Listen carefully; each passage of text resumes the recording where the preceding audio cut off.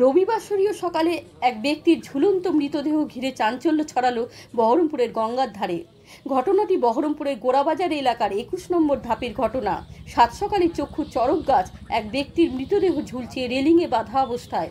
স্থানীয়রা তড়িঘড়ি করে বহরমপুর থানার পুলিশকে খবর দিলে তারা মৃতদেহ উদ্ধার করে ময়না তদন্তের জন্য নিয়ে যায়।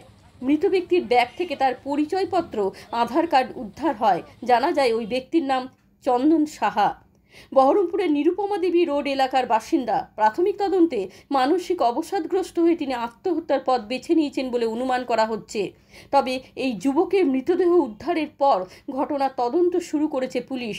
অন্যদিকে যুবকের অকাল মৃত্যুতে এলাকা জুড়ে নেমে এসেছে গভীর শোকের ছায়া।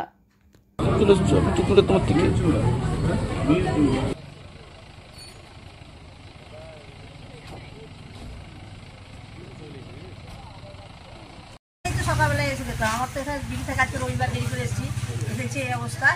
একজন বললো বাড়িটা কি ওই হরিয়াসমাটি, ওর নাম হচ্ছে মিঠুন। এসব শুনলাম কিন্তু আমি যাই না, বাবা মা নাকি অনেক গ্যাস অ্যাক্সিডেন্টে মারা গেছে সিন্দ্রাবাস করে। তারপরে এখন কি খবর যাই বুঝতে পারছি